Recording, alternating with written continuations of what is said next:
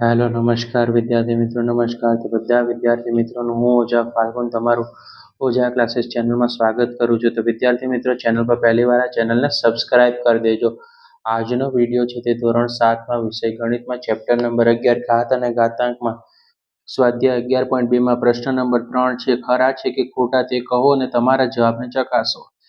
તો વિદ્યાર્થી મિત્રો પહેલો દાખલો છે કે 10 ગુણ્યા 10 11 ઘાત છે બરાબર 100 ની 11 ઘાત છે. જો એ 10 ગુણ્યા 10 ની 11 ઘાત બરાબર 100 ની 11 ઘાત છે તમારે ચેક કરવાનું છે, એટલે કે ચકાસવાનું. તો વિદ્યાર્થી મિત્રો સૌથી પહેલા આપણે ડાબી બાજુ લેશું. ડાબી બાજુ એક મિનિટ ડાબી બાજુ લેશું. તો ડાબી બાજુ બરાબર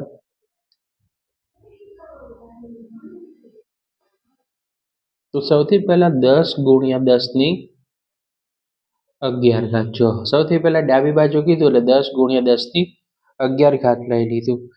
હવે આપણે આને ચેક કરવાનું છે, એટલે કે ચકાસવાનું છે. 10 પર કોઈ ઘાત નથી એટલે આપણે એક ઘાત લખી નાખવાની ગુણ્યા બરાબર ઓકે. હવે 10 ની કેટલી ઘાત થઈ જાય? 11 ઘાત થઈ જશે બરાબર રાઈટ. 10 ની કેટલી ઘાત થાય? 11 ઘાત થઈ ગઈ બરાબર ઓકે.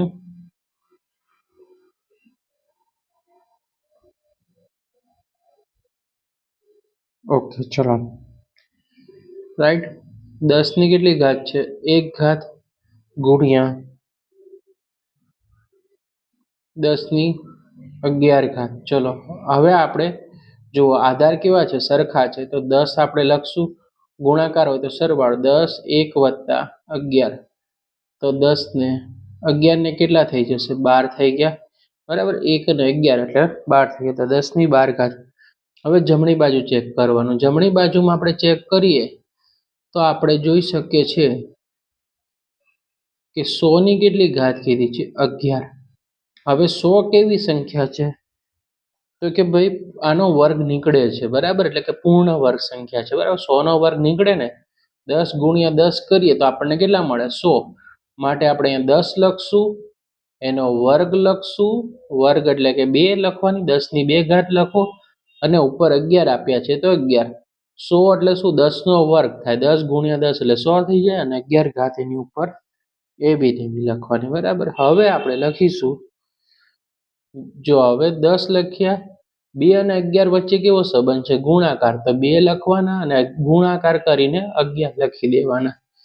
10 ના 10, 11 દુ કેટલા થઈ જાય? 22. તો 10 ની કેટલી ઘાત આવી ગઈ? 22 બરાબર. હવે ચેક કરો, 10 ની 12 ઘાત છે અને 10 ની 22 ઘાત છે. તો આ બંને કેવા છે? સરખા છે.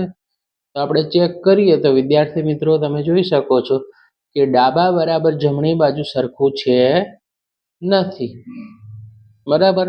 બંને જવાબ સરખા હોય તો ડાબા બરાબર જમણી બાજુ. પણ અહીંયા જો 10 ની 12 અને 22 ઘાત સરખી નથી એટલે આ વિધાન સાચું નથી, એટલે કે બરાબર નથી. તો લખવાનું વિધાન કેવું છે વિદ્યાર્થી મિત્રો? ખોટું છે. ખોટું છે. હવે બીજો દાખલો લઈએ આપણે. 2 ની 3 ઘાત.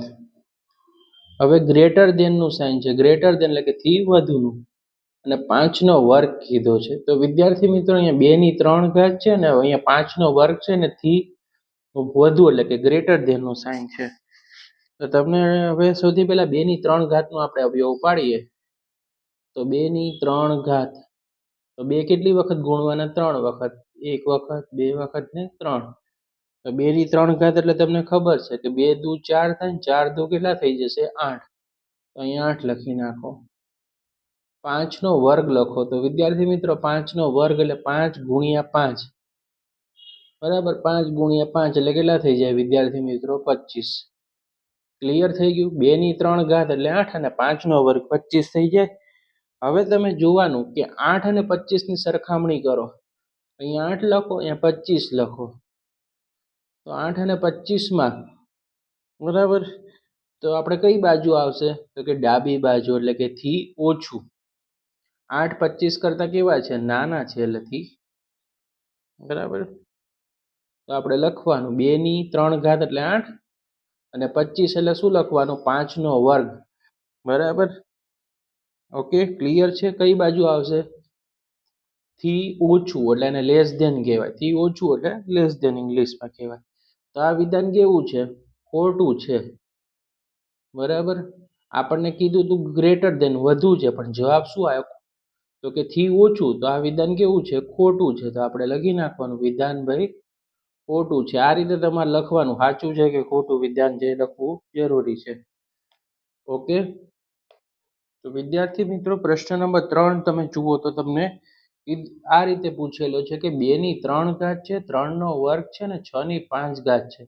તો સૌથી પહેલા આપણે ડાબી બાજુથી સ્ટાર્ટ કરવાનું હોય વિદ્યાર્થી મિત્રો. તો ડાબી બાજુ એટલે ડાબી બાજુની સંખ્યા. તો આ કઈ સંખ્યા છે? 2 ની 3 ઘાત, બરાબર. તો સૌથી પહેલા આપણે લખશું 2 ની 3 ઘાત ગુણ્યા 3 નો વર્ગ લખવાનો. વિદ્યાર્થી મિત્રો આ વસ્તુ તમારે ધ્યાનમાં રાખો. હવે 2 ની 3 ઘાત એટલે 2 કેટલી વાર ગુણવાના? 3 વખત. 2 વખત અને 3 વખત. હવે 3 નો વર્ગ એટલે 3 2 વખત લખી નાખવાના. 2 ની 3 ઘાત એટલે તમને હવે શીખવાડ્યું તો કેટલા થઈ જશે? 2 2 એકા 2, 2 દુ 4, 4 દુ 8. તો 2 ની 3 ઘાત એટલે 8 થઈ જાય. ગુણાકારનું ચિહ્ન 3 3 તેરી કેટલા થઈ જાય? 9. તો હવે 8 ગુણ્યા 9, 8 નવા કેટલા થઈ જાય? 72 થઈ જાય. તો 72 લખી દો, બરાબર. હવે જમણી બાજુ જતા રહો. જમણી બાજુ એટલે તમે રકમમાં જુઓ, એક જ રકમ આપેલી 6 ની 5 ઘાત. તો આપણે 6 ની 5 ઘાત લખી કાઢીએ. તો લખી નાખો 6 ની 5 ઘાત.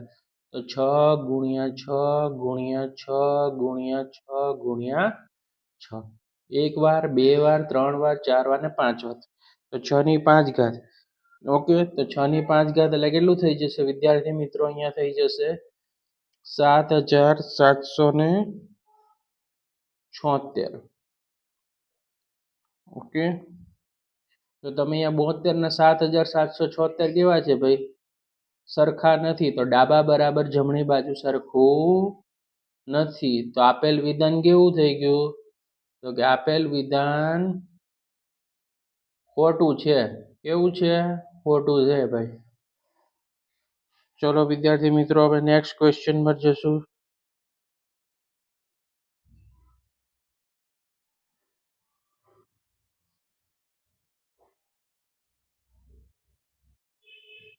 ત્રણ ની 0 ઘાત બરાબર કીધું છે તમને 1000 ની 0 ઘાત. હવે જુઓ, હવે આ તમારે પરિણામ ચકાસવાનું છે. તો આપણને ખબર છે કે કોઈ પણ સંખ્યા પર 0 ઘાત હોય એટલે આપણે કેટલો લેવાનો એનો આધાર?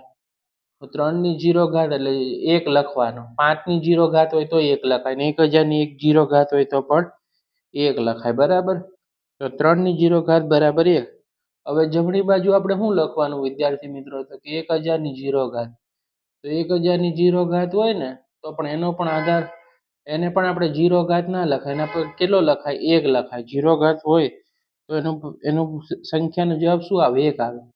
તો ડાબી બાજુ બરાબર જમણી બાજુ, આ બંને કેવા છે? સરખા છે. તમે ડાબી બાજુનું પણ આપણો આન્સર 1 આવ્યો ને જમણી બાજુનો આન્સર 1 આવ્યો. તો ડાબી બાજુ બરાબર જમણી બાજુ. તો આપેલ વિધાન કેવું છે? સાચું છે. માટે લખી નાખવાનું વિધાન સાચું છે ભાઈ. ઓકે, તો પ્રશ્ન નંબર 3 નું સોલ્યુશન થઈ ગયું. પ્રશ્ન નંબર 4 છે તમને નેક્સ્ટ વિડીયોમાં મળી જશે. તો તમારે શું કરવાનું છે? ચેનલને સબસ્ક્રાઇબ કરી રાખવાની છે અને વિડીયો પસંદ આવે તો વિડીયોને લાઇક કરવાનું છે ને કમેન્ટ કરી દેજો, બરાબર. આવા જ યુઝફુલ વિડીયો આપણે તમારા માટે બનાવતા રહેશું.